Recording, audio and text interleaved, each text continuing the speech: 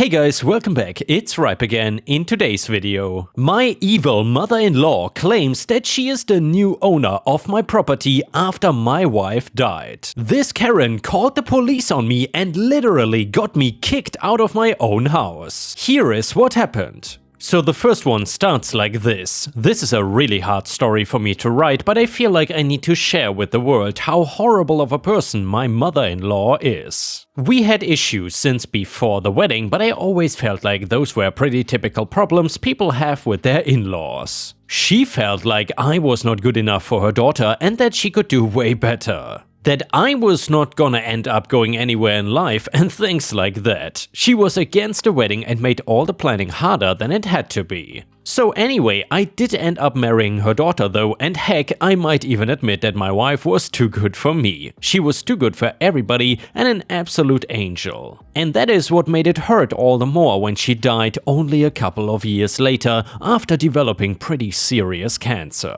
She never made it to age 30 and we spent the last few months of her life being together as much as possible. Her mother always tried to come and visit, but my wife really just did not want anybody else by her side. She did not want anything big or dramatic, just to go peacefully with me by her side. You can imagine that my mother-in-law thinks that it was all my fault that she didn't get to see much of her daughter near the end. I can even understand to a point wanting to put blame on somebody else when you are hurting like we all were. However, mother-in-law took it to a different extreme though. That was not okay under any circumstances. She was going around and telling the family that I refused to let my wife see anybody despite her begging for her family. Making me out to be some crazy villain that was hoarding her to myself. And then she was talking about how her death was my fault and I probably did something to cause it. I had just lost the love of my life and was inconsolable to begin with. Her saying all of these things hurt like crazy and pushed me further down into a rabbit hole of depression.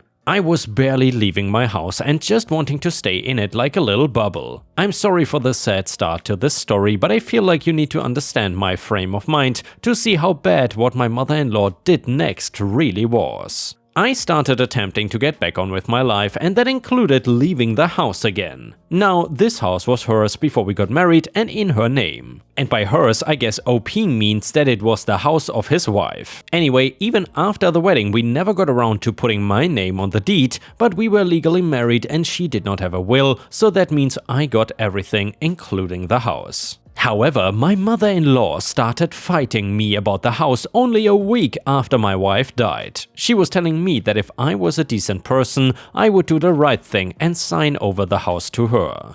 That her other daughter could really use it and keeping it in the family was important for her. I told her flat out that I had no plans to move and the house was one of the only things still connecting me to her daughter emotionally. She laughed when I told her that and said that I had to act like a real man and not be crying over everything. Seriously, it was like she didn't care and the only thing that mattered was the business at hand. I was certainly not giving up my house and I was firm on that. Even putting everything else aside, I would not have wanted to sell or move out of it. So mother-in-law decided that she was gonna take matters into her own hands, and one day when I was at work, she used a spare key that I did not even know she had to go into my house and start rummaging through everything. I had packed up some boxes of things to put away in storage, so the place was a bit of a mess. Anyway, I came home to see her opening and going through boxes to see if she wanted anything, like she could just help herself. I told her to please leave and that she was not welcome in my home. She then proceeded to call the police on me and say that somebody had broken into her home.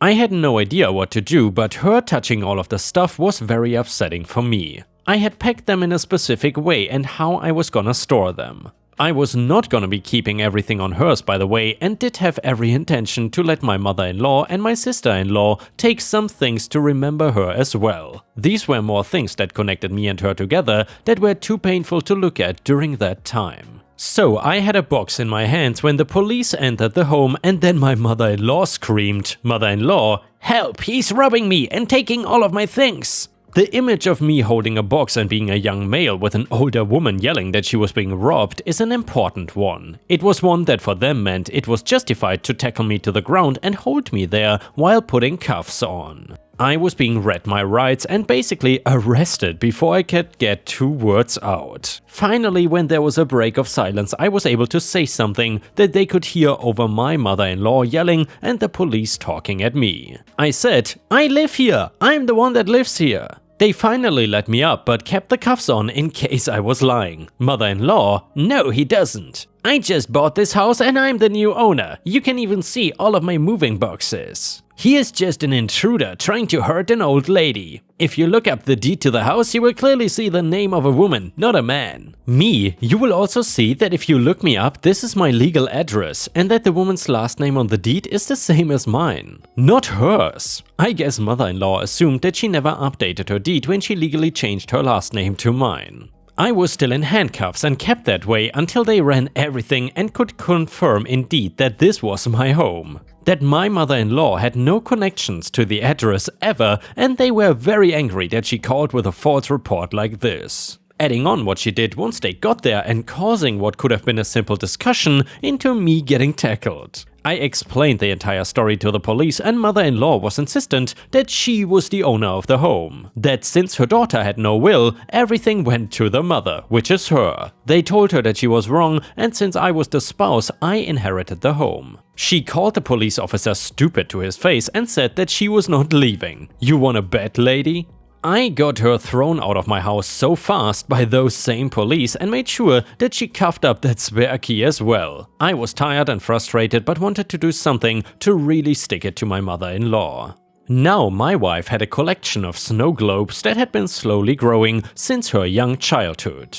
This was something I was planning on letting her family have since many were connections and memories with each other. Instead though, I made sure to give that collection to my father-in-law, who was divorced too and hated my mother-in-law. I knew giving them to him meant that they would be cherished but also that my mother-in-law would never see them again. And now we will read an update to the title story. Update: the incident with my mother-in-law still haunts me to this day. I never thought that someone could harbor so much hate and anger towards me, especially after everything my wife and I went through together. Her mother's resentment towards me was palpable and it only grew stronger after my wife passed away. And to make matters worse, months later I found out that my mother-in-law had developed a drinking problem after her daughter's death.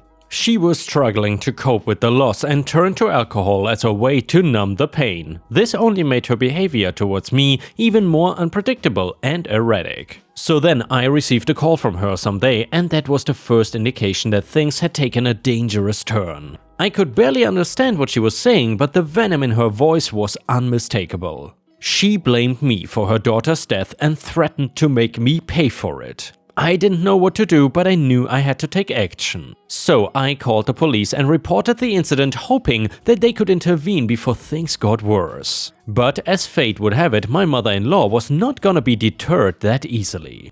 And the next day I was leaving work when I saw her standing on the sidewalk across the street. At first I did not recognize her, but as she started walking towards me, I realized who it was. She had a knife in her hand and her eyes were wild with rage. I panicked and ran to my car, locking the doors behind me. I watched in terror as she approached, waving the knife in the air and shouting obscenities at me. I called the police again and they told me to stay put until they arrived. It felt like an eternity before the police got there, but when they did, they quickly apprehended her. She was still ranting and raving, saying that I had stolen her daughter from her and that I deserved to die. The police then took her away in handcuffs and I watched as they put her in the back of the patrol car. After that, I thought things would calm down. However, a few days later I received a letter from her. It was filled with more threats and promises to make my life a living hell.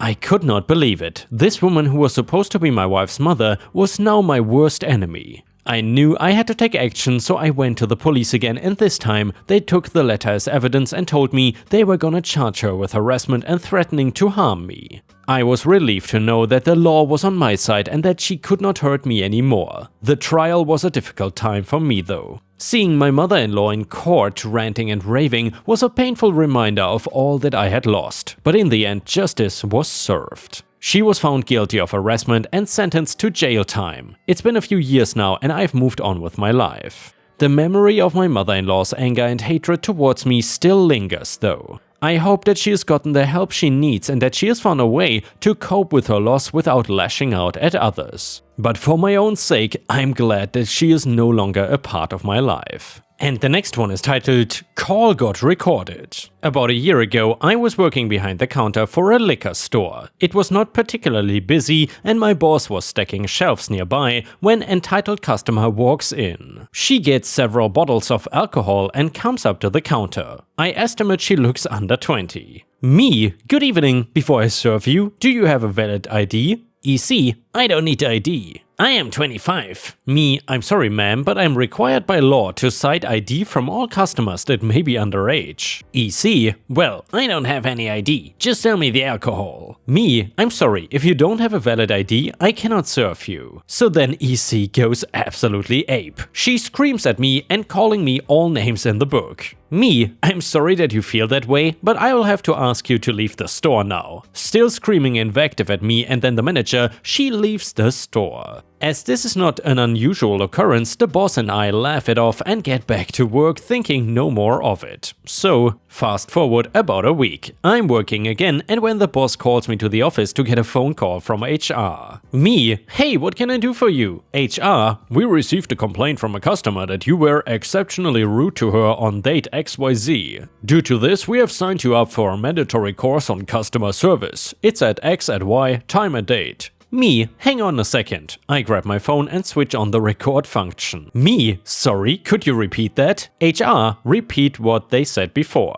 Me, my manager was here for that incident. He will confirm that I was not rude to that customer. HR, yes, he said that. Nonetheless, you have to attend the customer service course. It's mandatory. Me, hang on, so you're trying to tell me that my manager and I are lying? HR, no, but we got a complaint, so you have to do the course. Me, so let me get this straight. Despite the fact that I was not rude to the customer and my manager says that I was not rude to the customer and she was literally lying about it, I still have to attend a course on customer service? HR, yes. Do you know what workplace bullying is? HR, what? Workplace bullying? What? Why? You are punishing me for an event that did not even happen. That qualifies as workplace bullying. I suggest you take me off this customer service mandatory course. I cannot do that. You have to attend it. Me, no problem. I'll quit then. I'll see you in court. I should mention that this call has been recorded for quality and training purposes. I put the phone down and chat with the manager for a few minutes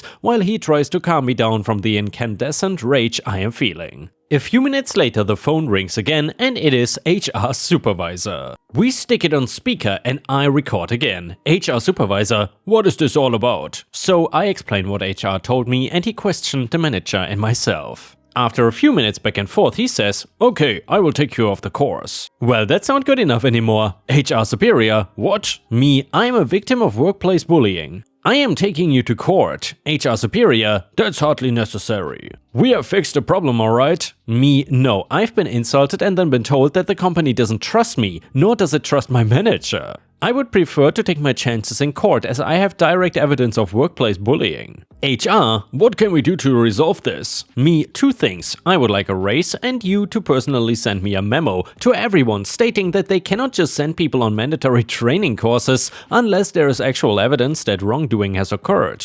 I'll see what I can do. Anyway, I got a small raise and a memo was sent out requiring review of customer complaints before any mandatory training was required of staff anymore. So I took the win. The boss and I had a good laugh about it and he admired my bravery in standing up to the dreaded HR. However, what pisses me off the most is the thought of how many staff had to attend mandatory training for something that was entirely the fault of some EC. And yeah, Ripe Stars, I would love to know from you, have you ever gotten any kind of smart revenge or even malicious compliance at your workplace? If so, I would love to hear your story. Please feel free to share it in the comments. And the next one is titled Awful Neighbor. So I got an entitled parent story with their kid. The cast is me, mom, the entitled mom, and entitled daughter. So background, I have two cats and they both use the litter box and it needs to be cleaned out often. I usually put the litter in a grocery bag and double up the bag in case one breaks or has a hole in it. So the story is, I was cleaning out the litter boxes since I had a little bit of time before I needed to do my schoolwork. So what I did was I grabbed out the scooper and bags, and it so happened to be the bag on the outside was a bag from a local candy store. I thought nothing of it and continued taking care of the cat business. I got outside heading to the dumpster, and entitled daughter and entitled mother had a walk in our neighborhood. Entitled daughter comes up to me and says, "Hey, can I have some candy?" I was super confused and didn't know where she thought I had candy from. Then entitled mom comes over and says, "Don't play stupid. You obviously have a name of candy store bag on you." I look at it and realize what they think they see. "Oh no, this is not full of candy," I said, trying not to tell her that it has cat poop in it. "No, you give my entitled daughter some candy now and we will be on our way," she demanded. I decided that I was tired of this BS. Literally. "Fine, have the whole bag then," I said and handed it to them. They looked so pleased with themselves that it actually worked. But once they opened the bag, the disappointment on their faces was priceless. "Hey, this is not candy," said entitled daughter. "You give us candy as you promised," entitled mom demanded from me. "I never promised you anything." "I told you it's not candy and you didn't believe me," I politely told her in a smart-ass way. "No, you didn't. You're a liar. A liar, a liar," entitled mom shouted at me, and then my mom came out of the house. What is going on here?" she asked and saw it was entitled mom. Oh, I know what's going on. She then came over. "Your son promised my daughter and I candy, and he gave us a bag of poop," she yelled at her. Well, first of all, that's not how you address me. And second, I can pull up the security camera footage and we can see who is in the wrong here, Karen.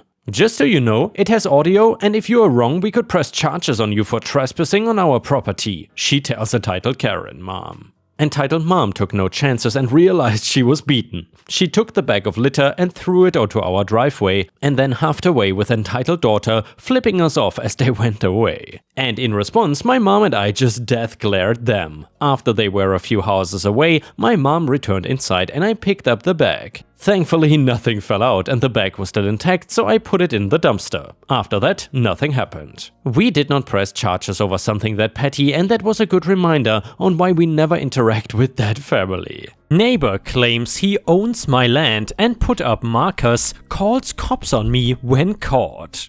I am lucky enough to own a large area of land, some of it being grass and some going into a more dense wooded area. It used to be my grandfather's land, so I knew it well and knew exactly what land was mine and what belonged to other people, even without fences to dictate it. Now, my neighbor, on the other hand, was not as nice when it came to respecting boundaries, and I constantly found him doing things on my land instead of his own. And his land was a much smaller plot of land. He would always claim it to be an accident and then leave, but after a while I knew he was just doing it on purpose.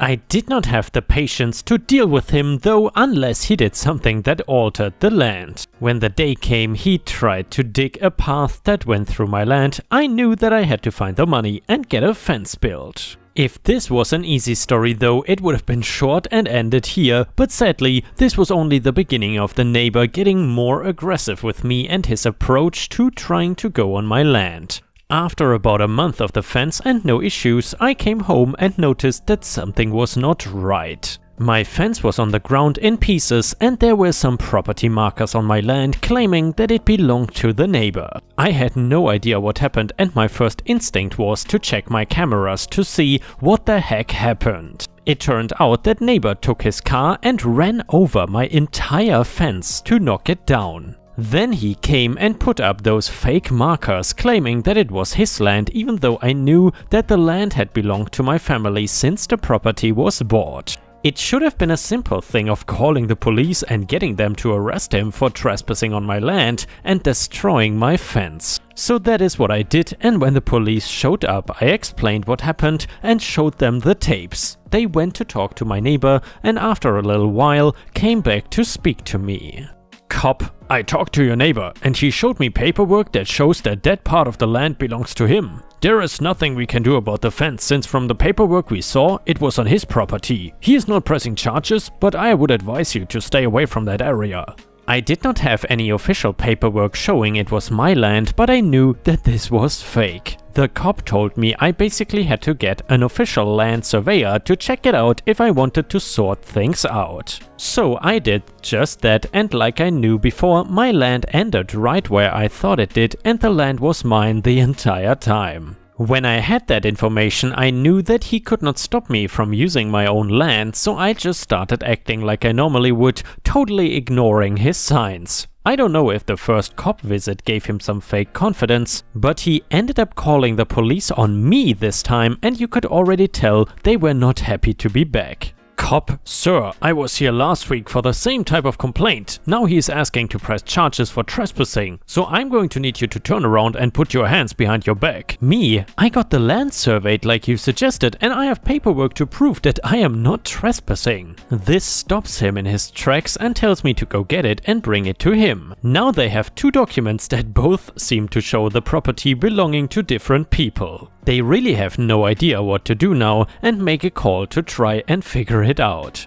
The town has on file though that I requested a surveyor, and they were the ones that sent one out. My neighbor's one, meanwhile, cannot seem to be verified at all. Cop said: "It looks like that your copy is legitimate, and if you still have the footage, you can press charges for the trespassing and destruction of property if you want to." Me: "Yes, I would like to press charges on him for that." The look on my neighbor's face when he was getting arrested was hilarious, because he did not know that I had the land looked at and was so sure I was going to be the one getting arrested. He told the police to just look at his papers and the property markers, and they would see that everything lined up fine. They did not listen because he was as good as caught and being arrested. I thought that it would just be him getting a warning or something and it forced to pay me back for my fence. While he was still forced to pay for the fence, he was not just given a simple warning for trespassing onto my property. It turns out that unlike some other stories I have read where building a fence or putting land markers on someone else's property led to rather minor consequences, this one had different elements to it. He had showed the law enforcement knowingly fake information. Having the fake documents that said my land was actually his went further than just simple trespassing. It was called fraud where I lived, and fraud in general is a pretty big deal, but since the neighbor was dumb enough to call the police on me and get them involved with it, it became an interesting case. Meanwhile, my neighbor had no idea what to do and was trying to cut a deal where if he gave me money for the fence and some for rent of the land he tried to steal, I would drop the charges. I was not going to do that, but even if I did, it was not going to solve the big problem. While the trespassing was something I was pressing charges for, the fraud was something the government was going after him for. Since that didn't have anything to do with me, I really could not get any more info about the results of that. The only thing I knew for sure was that I got money back to rebuild my fence, which I did.